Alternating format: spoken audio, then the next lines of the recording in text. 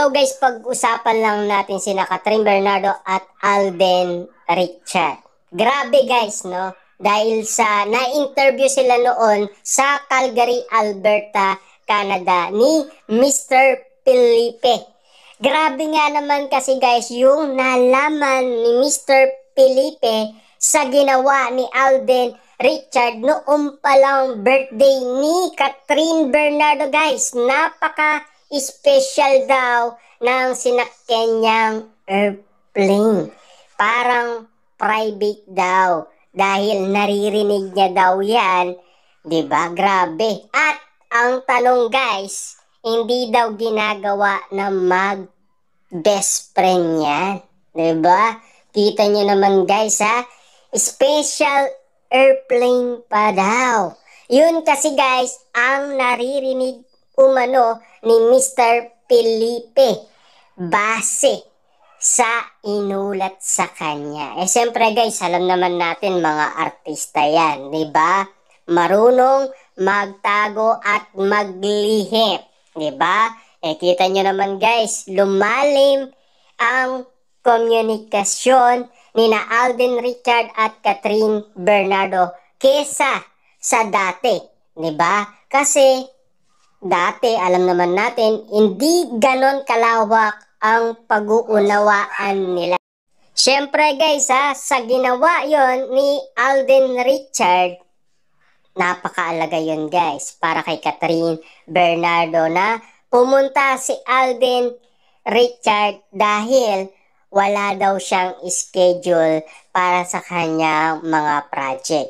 Siyempre guys, sabi nga naman kasi ni Alden, once lang ang birthday ni Catherine Bernardo at first time niyang pupunta umano sa kanyang kaarawan, diba? Pero alam naman natin guys naulit pa rin yun dahil dun sa private birthday at meron sunod na regalo si Alden Richard at lalong-lalo na guys yung pabango na Baccarat Rose, di ba? Na talagang trending yan guys at pinag-uusapan sa social media. Yung pabangong binigay ni Alden Richard kay Catherine Bernardo. Grabe. Dahil napakabango nga naman kasi guys ng Baccarat Rose. Dahil tayo guys ay tumingin tayo sa mall at sa lahat ng mall guys na meron Baccarat Rose. Talagang kung ganun talaga siya kabango.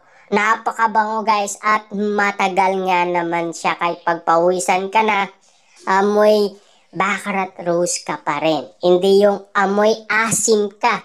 Kaya nga naman pala guys, yun ang napili ni Alden Richard na ibigay kay Catherine Bernardo para at least mabango pa rin si Catherine Bernardo. Diba?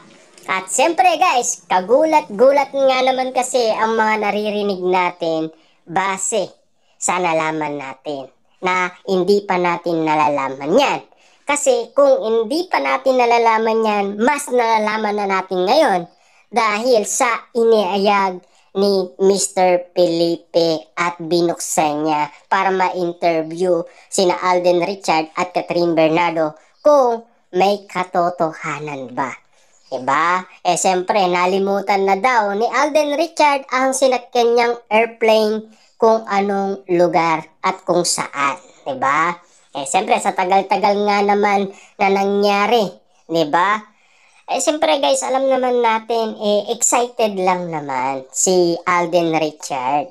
Dahil alam naman natin guys, talagang gusto niyang makausap si Catherine Bernardo. Dahil ayon kasi noon na kumakalat ang balita, lagi siyang ini-interview umano ng PET na kung matutuloy guys ang kanilang second movie ni Catherine Bernardo. Pero ayon naman guys kay Alden Richard, i-direct niya daw si Catherine Bernardo.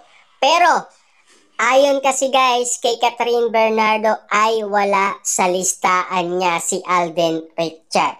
Parang ika nga guys ng iba, niligwak niya daw si Alden Richard na mabilisan. Kasi tatlo lang daw ang nasa lineup ni Catherine Bernardo. Tulad na lang guys ni Papa P, Jericho Rosales at Dilma Santos. Yan kasi guys ang tatlong nasa isipan ni Catherine Bernardo noong siya ay pumirma ng bagong kontrata.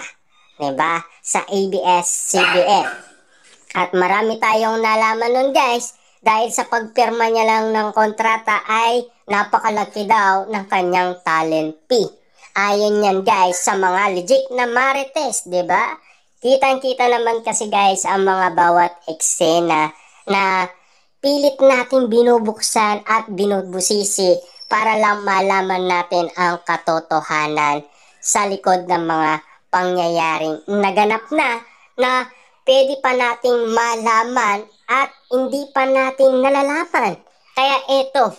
Kaya naman natin binubuksan ito para at least yung mga hindi pa nakakaalam umano patungkol umano sa ginawa ni Alden Richard kay Catherine Bernardo.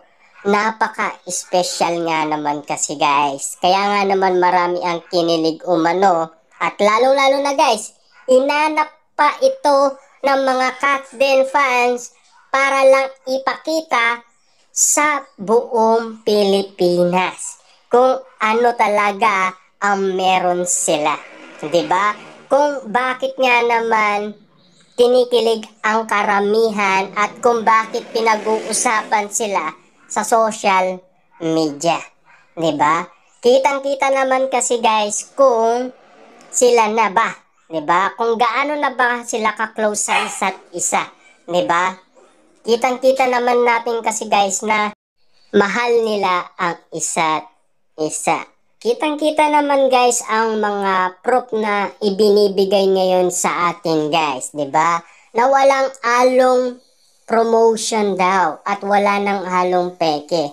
Kasi guys, bawat mga ginagawa kasi guys ni Catherine Bernardo at Alden Richard base sa mga kinikilos nila at ginagawa nila meron tayong natutuklasan, 'di ba?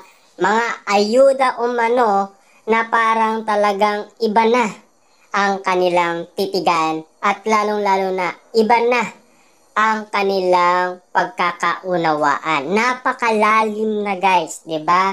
Parang hindi na natin talaga guys makayang sundan sa lalim ng kanilang pagiging magkakakilalan, 'di ba? Kasi alam naman natin kasi guys noon ay hindi ganun kasapat ang ating impormasyon dahil alam naman natin si Catherine ay iram lang ni Alden Richard at hindi sila madalas magkausap sa taping dahil alam naman natin guys pigil yan kay Direk Cathy. Dahil alam naman natin guys, meron Daniel Padilla si Catherine Bernardo. At si Alden Richard ay single na single. Diba? Alam naman natin yan ay tambalan lang at love team lang. At yun ay ginagawa lang nila para sa kanilang trabaho. Diba? Siyempre ganyan, respeto.